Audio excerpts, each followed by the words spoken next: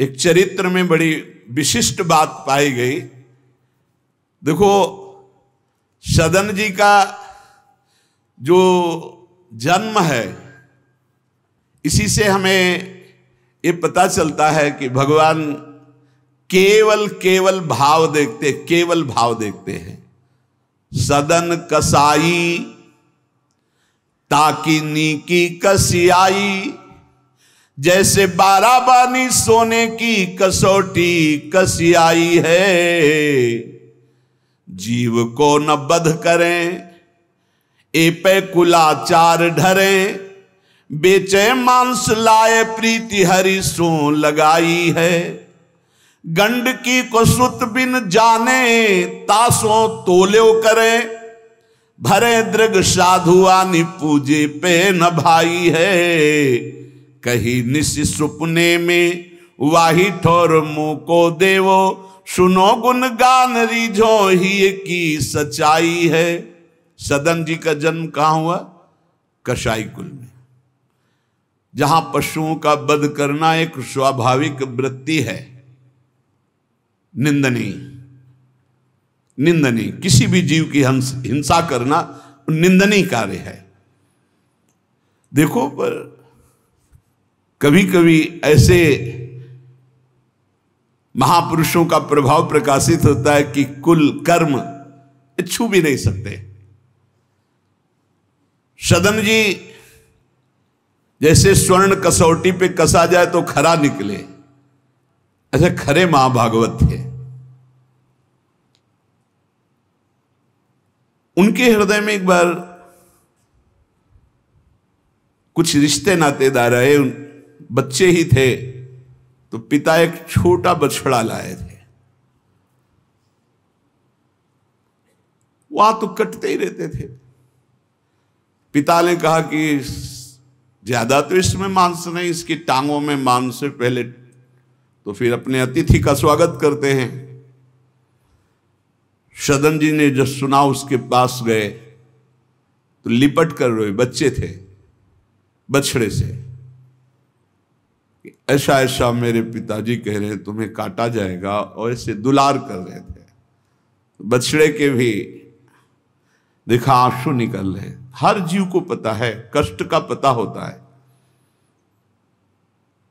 तो उसने कहा एक भागवती महापुरुष का जीवन बदलना है, इसलिए मानो बछड़े ने कहा कि तुम अपने पिताजी से कह दो, उचित तो यह है कि पहले मेरी गर्दन काटे। तो सदन जी ने कहा ऐसा क्यों? बोले क्योंकि मैं पूर्व में ऐसा था, तुम्हारे पिताजी पशु थे और मैंने इनकी गर्दन उड़ाई है, तो मैं अब पशु बना हूं, इनसे कह दो तुम्हें गर्दन ही काटनी चाहिए, पहले जिंदा टांग मत काटो, मैंने तुम्हें इतना कष्ट पूर्व में नहीं दिया था, सीधे गर्दन काटी थी। इसका मतलब जो कर्म किया जाता है उसका फल मिलता है पक्का। मैंने पूर्व में तुम्हारे पिता की गर्दन काटी थी इस जन्म में, इसीलिए मुझे पशु बनना पड़ा, और तुम्हारे ही पिता मेरी गर्दन काटेंगे पक्का, तुम रोक नहीं सकते क्योंकि वो विधान है।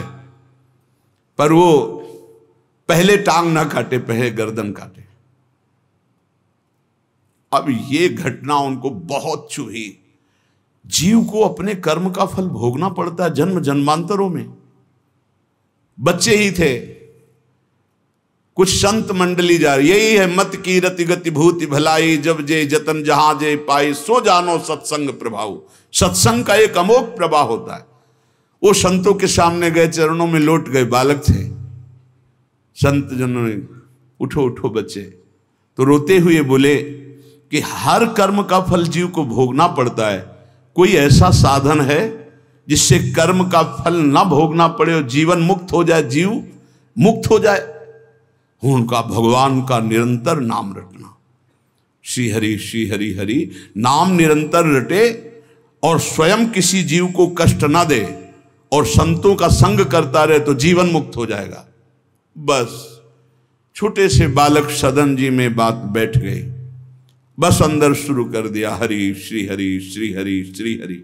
संतों की बात मान ले तो परम पद जेब में है। अब पिताजी जब तक रहे तब तक वो वध करते रहे जीवों का, लेकिन सदन जी ने कभी कभी किसी का वध नहीं किया। वो कुल परंपरागत मांस खरीद लाते और उसी को मुनाफा करके बेचते और परिवार का पोषण करने लगे। एक दिन ये रास्ते में आ रहे थे तो किसी साधु का बटुआ ढीला होगा तो शालिग्राम भगवान गिर पड़े थे। इन्होंने उठाया कि अच्छा चमकता हुआ कोई पत्थर है, तो शालिग्राम भगवान को लाए तो उन्होंने अंदाज में कि आधा 1 किलो के वजन का काम तो करेंगे, तराजू में रख दिया। हरि श्री हरि श्री हरि श्री हरि, हर समय नाम जपना। ये तो बचपन से शुरू था संतों की कृपा से और भगवान से अंदर से समर्पण था। ये नहीं जानते थे कि शालिग्राम भगवान है, देखा ही नहीं था कभी भगवान के शालिग्राम रूप को। अब जैसे कोई कहता कि 5 किलो दो तो 5 किलो शालिग्राम बन जाते, 2 किलो तो 2 किलो दो। अब तो बहुत बढ़िया काम की बाट बदलने की जरूरत नहीं, एक ही बाट में जितना मांगो उतना दे दें और ठीक वजन उतना ही होता, कभी किसी को संशय नहीं हुआ। एक दिन वो संत समागम करते ही थे तो एक संत भगवान आए। कोई इनके यहां ये भेद नहीं मानता था कि ये अमुक कुल की, क्योंकि इतने महाभागवत थे। संतों के चरणामृत लेना, उनके पास बैठकर सत्संग करना, तो संत जन इनके यहाँ आकर के बैठते थे, इनके यहाँ आकर के थोड़ी देर भगवत चर्चा, बड़े उच्च कोटि के भाव सदन जी के प्रकाशित थे। तो एक संत भगवान ने देखा कि ये तो बड़े सिद्ध शालिग्राम हैं, इनमें तो चक्र का चिन्ह भी है और ये इससे मांस तोलते हैं। अश्रुपात होने लगे संत जी के कि ऐसा अनर्थ करते हो तुम, भगवान के भक्त हो। संत जी ने सदन जी से बताया कि ये जानते हो तुम्हारे बांट नहीं है, स्वयं शालिग्राम भगवान हैं और इतना घृणित कार्य कि तुम इनसे एक तरफ मांस और एक तरफ शालिग्राम। बड़ी बड़ी उनको व्यथा हुई। सदन जी ने कहा मुझे कुछ पता नहीं, मैं नहीं जानता, मेरे लिए तो ये बहुत सिद्ध बांट है, मैं जितना ग्राहक मांगता है उतना ही, आधा किलो तो आधा किलो, 5 किलो तो 5 किलो बन जाते हैं। आप देखो अपने कुल कर्म को कर रहे हैं और नाम जप कर रहे हैं और संतों की कृपा है। तो देखो अचानक रास्ते में भगवान शालिग्राम जी मिले थे। उन्होंने कहा अगर ये भगवान है तो आप ले लो, हम तो सेवा पूजा कुछ जानते नहीं, आप इनको ले जाओ। संत जी ले गए और देखो ये हृदय में बैठा लीजिए, संत मिले मतलब आखिरी जन्म हमारा है। विश्वास अगर कर ले, पक्का समझ लीजिए ये तुम्हारा विश्वास काम करेगा। निमज्जोन्मज्जताम घोरे भवाब्धौ परमायनम संतो ब्रह्मविदा शांता निर्दडे वापसु मज्जताम। इस घोर संसार सागर में जो हम डूब रहे हैं तो भगवान भेजते हैं ब्रह्मवेत्ता संत महापुरुष का समागम, और जहां संत मिले तो आखिरी जन्म समझो इस संसार समुद्र से पार होने के लिए सुदृढ़ नौका संत समागम है। भव सागर कहाँ नाव, शुद्ध संतन के चरण, तुलसीदास प्रयास बिनु मिलहि राम दुख हरन। संतों के चरणों का सानिध्य मिला तो देखो सदन जी हरिनाम जपने लगे, सदन जी के हृदय में संतों के प्रति प्रियता बढ़ी, शालिग्राम भगवान मिल, सब बानक बन जाता है। अब संत जी शालिग्राम भगवान को ले गए, एकांत में जाकर के भगवान का पंचामृत से अभिषेक किया और इसके बाद वेद की स्तुति की। पुरुष सूक्त, शास्त्र शीर्षा पुरुषा सहस्राक्षा शास्त्रपद, भगवान को बिल्कुल अच्छा नहीं लगा। देखो, भगवान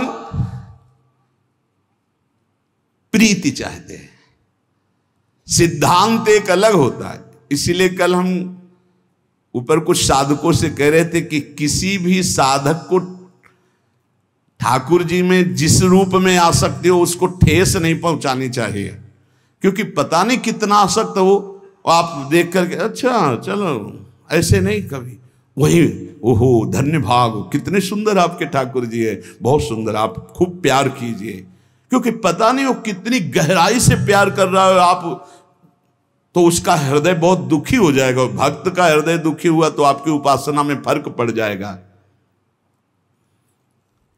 संत जी को लगा था कि कसाई कुल में जन्मे हैं, मांस का उधर पल्ला इधर ठाकुर, क्या अपराध कर रहा है उनको ऐसा, और बाहरी दृष्टि में लगता भी ऐसा ही है।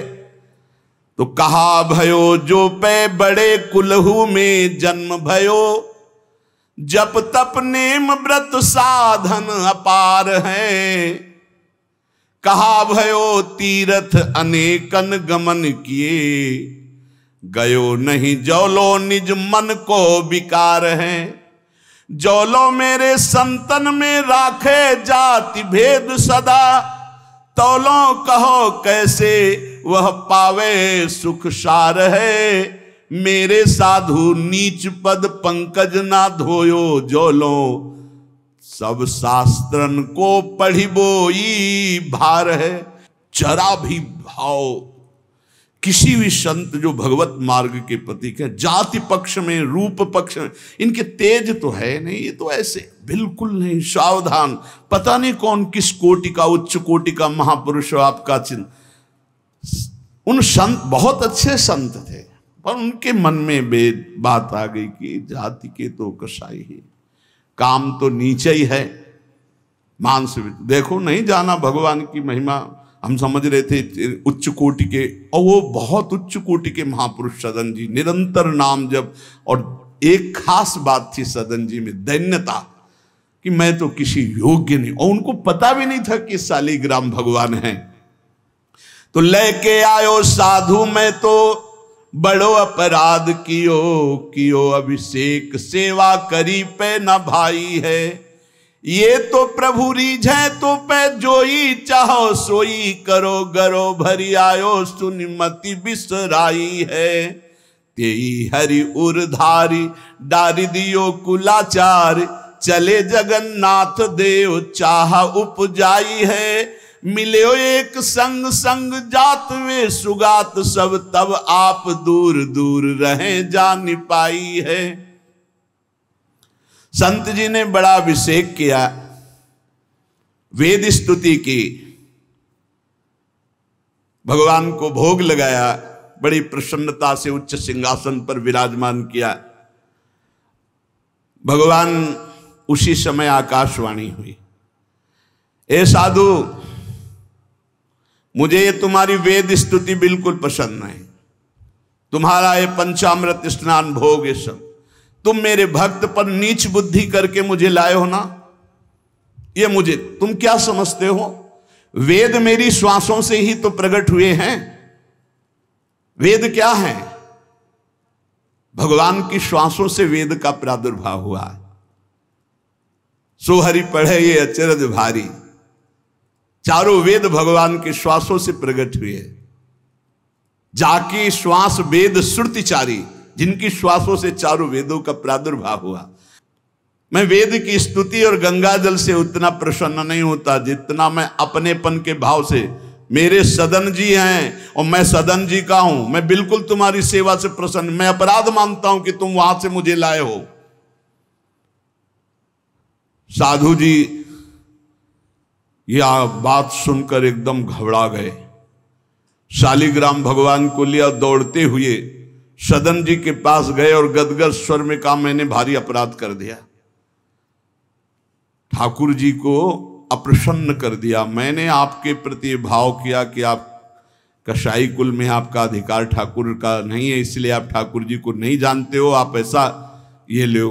ठाकुर जी अप्रसन्न हो गए हमसे, हमने तो पंचामृत से गंगा जल से सब अभिषेक किया, पुरुष सूक्त का पाठ किया, ले इस श्री ठाकुर जी को आप स्वीकार करो। विधि पूर्वक सेवा से ठाकुर जी प्रसन्न नहीं हुए, अपनेपन से ठाकुर जी को सबसे ज्यादा अपनापन, प्रेम भाव। सदन जी शालिग्राम भगवान को अब जो देख रहे हैं वो दूसरा भाव है। ये भगवान है, मुझे तो अभी तक पता ही नहीं था।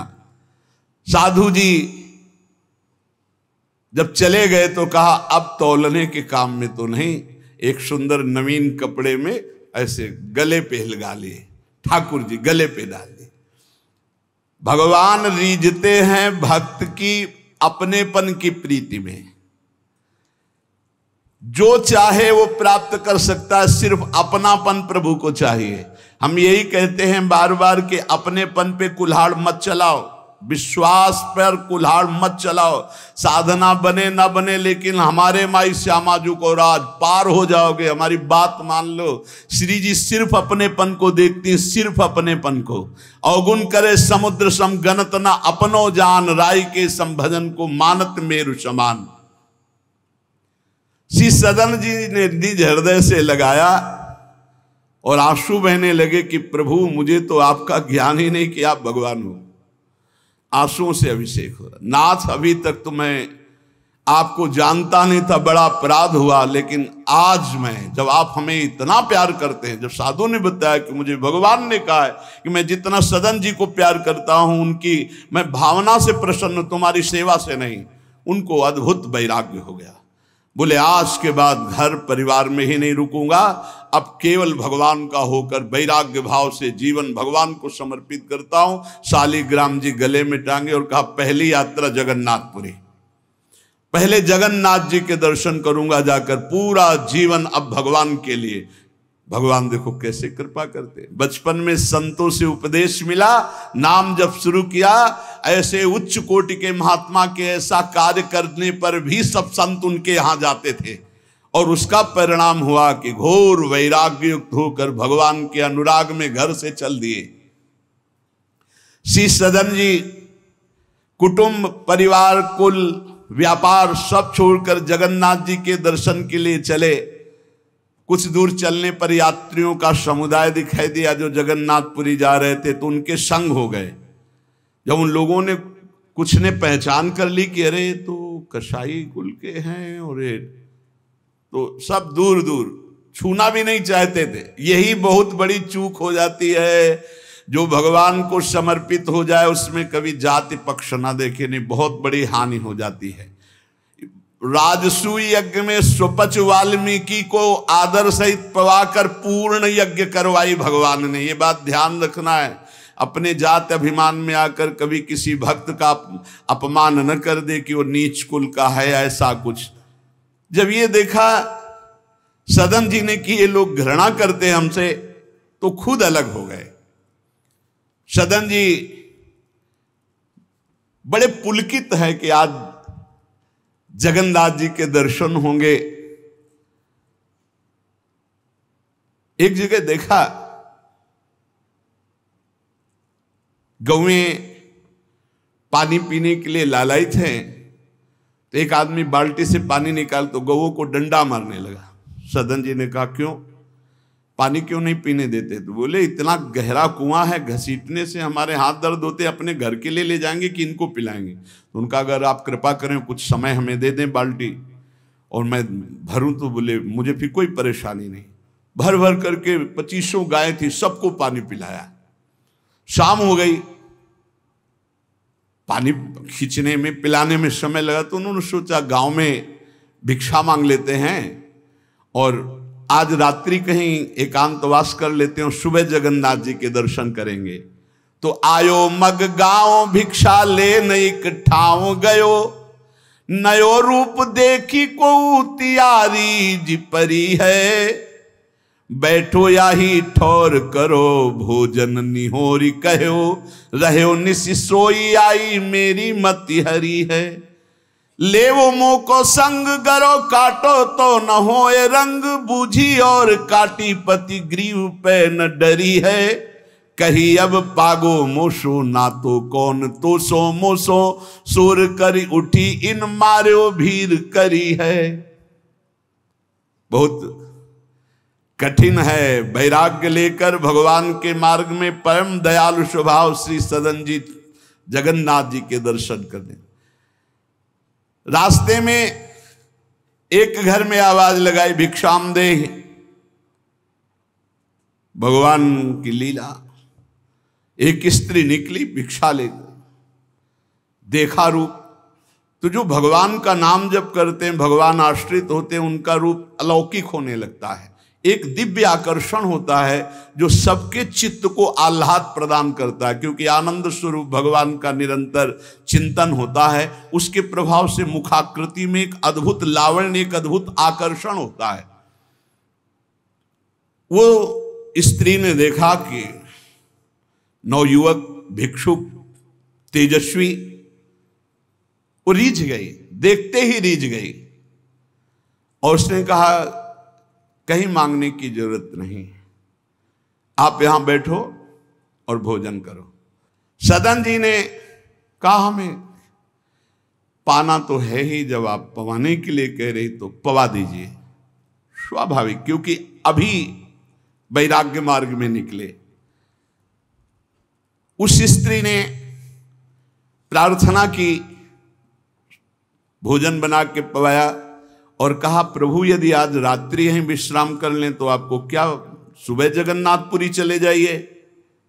आपने उस स्त्री के विशेष आग्रह को स्वीकार करके उसके घर में शयन करना स्वीकार कर लिया।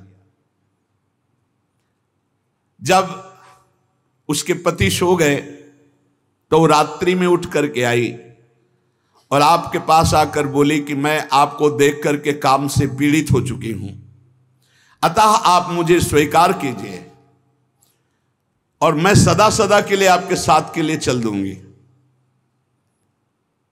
सदन जी ने कहा यदि तू मेरा गला भी काट डाले तो भी मैं तुझे स्पर्श नहीं कर सकता, क्योंकि तेरा पति है। अच्छा, उसने गलत अर्थ ले लिया। उसके भाव में आया कि अगर पति है तो ये स्पर्श नहीं करेंगे, अगर पति ना हो तो स्वीकार कर लेंगे। कोआ मदांधो मदना तो रोवा, अंधों में भी अंधा कौन है, बोले जिसमें काम जागृत हो जाए। वो ऐसे काम से व्याकुल हो गई कि सोते हुए अपने पति का बिल्कुल भी प्रियता न रखते हुए गला काट दिया और आकर बोली सदन जी से कि अब मुझे स्वीकार करो, आपको पति का भय था ना, गला काट दिया। सदन जी ने कहा कि तू कितनी नीच है, जब तू अपने पति का गला काट दिया तो तू कितनी नीच है, इतना सोचा है?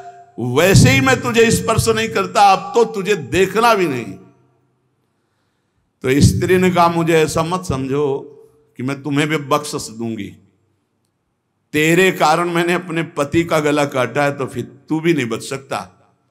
तो सदन जी ने कहा क्या कर सकती हो? तो उसने कहा मुझे स्वीकार करो, नहीं उच्च स्वर से अभी हल्ला मचाती हूं। माया का विचित्र तांडव,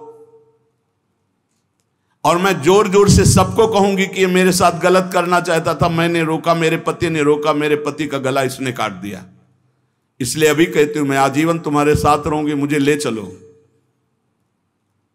सदन जी ने कहा गला कटवाना बर्दाश्त है लेकिन स्पर्श नहीं कर सकता। ये सब चूकों की चूक का पूर्ण आहुति, इससे पूर्णता हो गई। मैं धर्म के विपरीत नहीं चल सकता, तू चाहे मेरा गला तू काट दे या समाज से कटवा दे।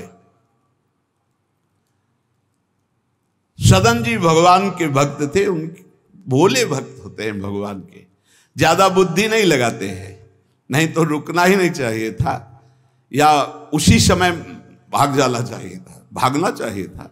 वहां बैठ करके उपदेश नहीं, जब ऐसी घटना तो भागना चाहिए था। जब वो कि प्रश्न करने के बाद जब सदन जी ने कहा कि तुम्हारा पति है, तुम ऐसा कैसा दुराचार पूर्ण भाव रखती हो, तुम मेरा गला काट दो तो भी तुम्हारा स्पर्श नहीं कर सकता।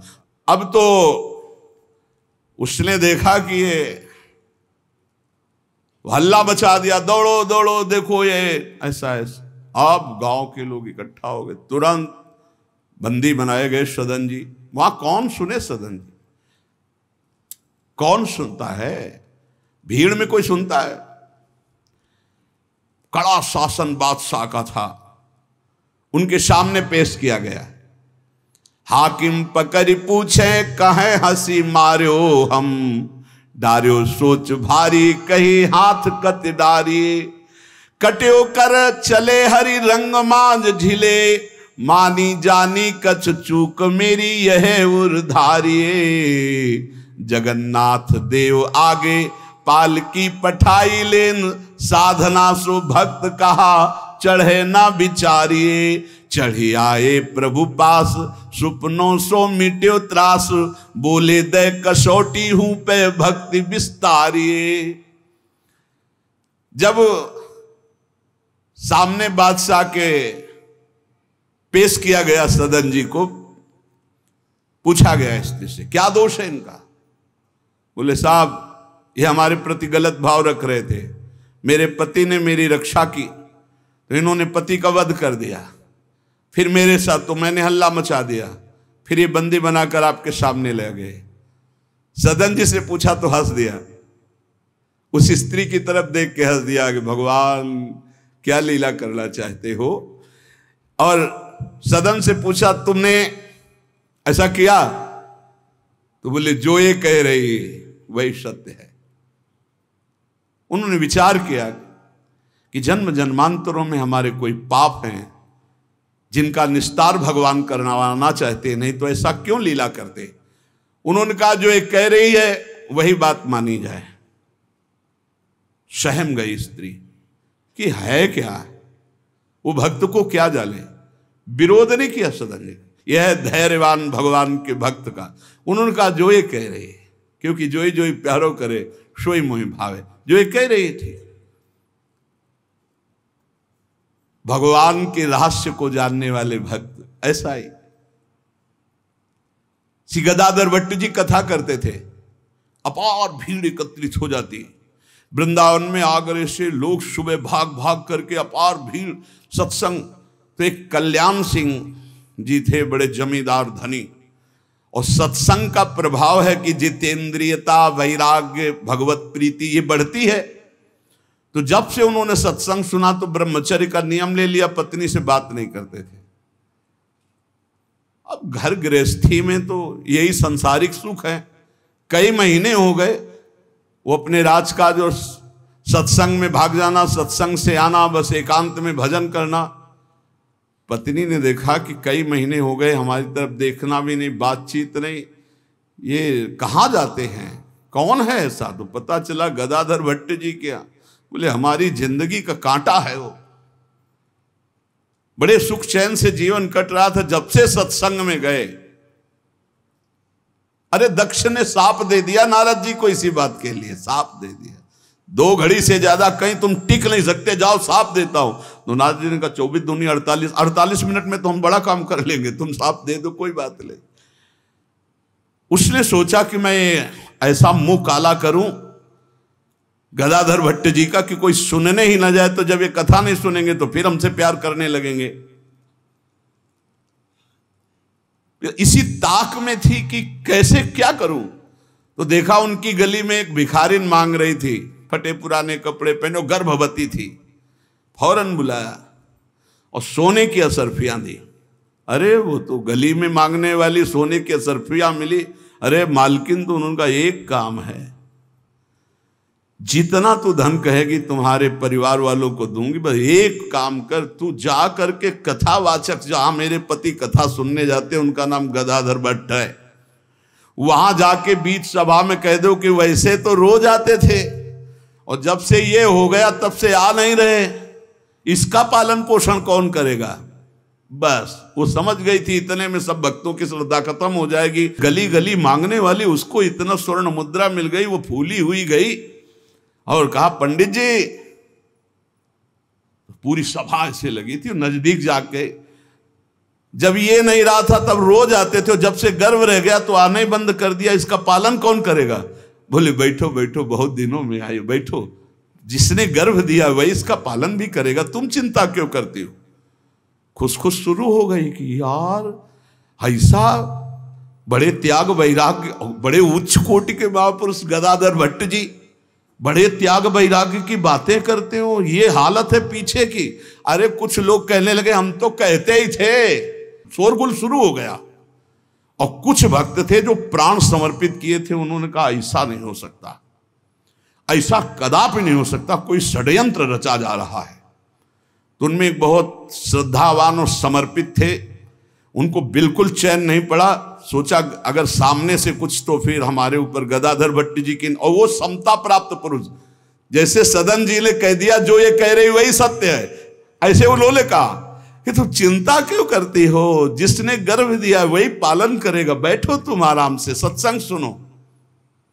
सामने ऐसे तिरछी चितवन से जाकर उसको बुलाया, गदाधर भट्ट नहीं देख पाए, नजदीक गई, पीछे मंच के ले गए, कहा सत्य बोल, कभी तो जानती इनको, कभी मिली है?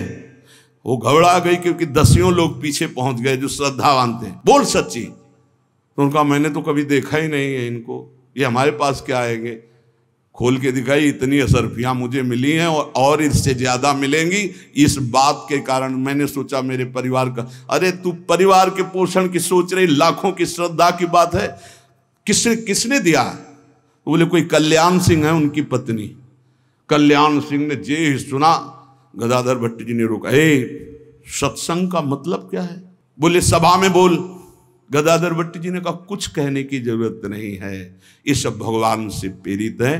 कल्याण सिंह का तुम हमारी आज्ञा का पालन करो, अपनी पत्नी को कठोर शब्द नहीं बोलोगे, लेकिन गृहस्थ धर्म में हो, अपने धर्म का भी तुम्हें पालन करना चाहिए। उस कल्याण को शांति किया और उसको और भेंट दी और कहा जाओ तुम अपना सुखपूर्वक जियो। जैसे महापुरुष जो स्थिति होते उसमें सबको लगने लगा था, उन्होंने कहा बैठो बैठो बैठो, जिसने गर्भ दिया वही पाल। अब वो तो कह रहे हैं भगवान को लेकर, और लोग समझ रहे हैं कि मामला है। ऐसी सदन जी ने कहा जो ये कह रही वो सत्य है, क्योंकि वो समझ रहे हैं कि भगवान कुछ दंड देना चाहते हैं, तो मैं क्यों बचना चाहूं? भक्तों का बड़ा विचित्र स्वभाव होता, समझ पाना बड़ा कठिन। उन्होंने कहा जो कह रही है सत्य है। जो हाकिम था उसने जब देखा तो उसने कहा मेरा हृदय कह रहा है कि इनके चेहरे से लगता है ऐसे नहीं है, पर ये जब स्वयं स्वीकार कर रहे हैं तो दंड देना ही पड़ेगा। तो इस अपराध का क्या दंड होता है? बोले दोनों हाथ काट लिए जाएं। यहां से दोनों हाथ काट लिए गए, लेकिन उनकी मुस्कुराहट में फर्क नहीं पड़ा। 22 बाजारों में कोड़े मार मार करके बेहाल किया जा रहा है। हरि बोल के सिवा एक शब्द नहीं निकला ठाकुर हरिदास जी के। आप विचार कीजिए भक्ति में कितनी शक्ति है, कितनी अपार सामर्थ है। इतनी बार कष्ट दिया गया प्रहलाद जी को, एक बार भी हरि से शिकायत नहीं की। हर बार हरि हरि हरि, हर समय मतलब बलिहारी है इन महाभागवतों की जो भगवान के लाडले हैं। माया पर विजय प्राप्त करके दिखा दिया इन्होंने कि चाहे जितना सताओ, हरि के भक्त में ना हरि से प्रश्न है और ना सामने वाले पर कोई शिकवा शिकायत। दोनों हाथ काट लिए गए, मुक्त कर दिया गया, इसलिए कि वैष्णव है, भगवत भक्त है। अपराध बन गया तो हाथ काट लिए गए, उनको जेल आदि नहीं, भगवान के शिष्य। अब रक्त स्राव हाथों से हो रहा है। जय जगन्नाथ, जय श्री हरि, जय श्री हरि। यात्रा नहीं रुकी जगन्नाथ जी की। जगन्नाथ जी ने तत्काल अपने पार्षदों से कहा मेरे महाभागवत सदन जी आ रहे हैं, तुरंत पालकी लेकर जाओ और उनको बैठाल के लाओ। जगन्नाथपुरी में प्रवेश ही किए थे कि पालकी लिए हुए पार्षद दौड़े, कौन से सदन जी हैं, सदन भक्त किनका नाम है? तो उनका सदन तो इस अधमदास का नाम। पालकी पे बैठो जगन्नाथ जी, अरे उनका कैसे पालकी, भगवान की भेजी हुई पालकी में, पालकी को साष्टांग दंडवत किया ऐसे कि भगवान की नहीं, जबरदस्ती भगवान के पार्षदों ने उठा के पालकी में, जय जगन्नाथ। सदन जी सोच रहे कौन सी लीला है, वहां हाथ कटवा रहे, या इतना बड़ा सम्मान कि किसी को नहीं मिल सकता। जगन्नाथ जी के पार्षद पालकी लेकर जब जगन्नाथ जी के सामने गए तो आंख में आंख मिलाई और कहा, प्रभु इच्छा तो थी कि हाथ जोड़कर आपको, पर अब हाथ ही नहीं, तो ऐसे ही जीव किया तो जैसे स्वप्न में दुख मिला था जागते ही खत्म हो जाता है, ऐसे ही कोई पीड़ा नहीं, कोई हाथ कटे नहीं, पूरे नवीन हाथ और साष्टांग भगवान को दंडवत। भगवान ने कहा कि तुम हमारी कसौटी में पास हुए, जाओ तुम्हारे द्वारा इस जगत में भक्ति का विस्तार हो। जो तुम्हारे लीला चरित्रों का गायन करेंगे, जो तुम्हारे भाव, तो तुम उनके अंदर भी जैसी तुम्हारी सामर्थ्य भक्ति की, वैसी भक्ति की जागृति हो।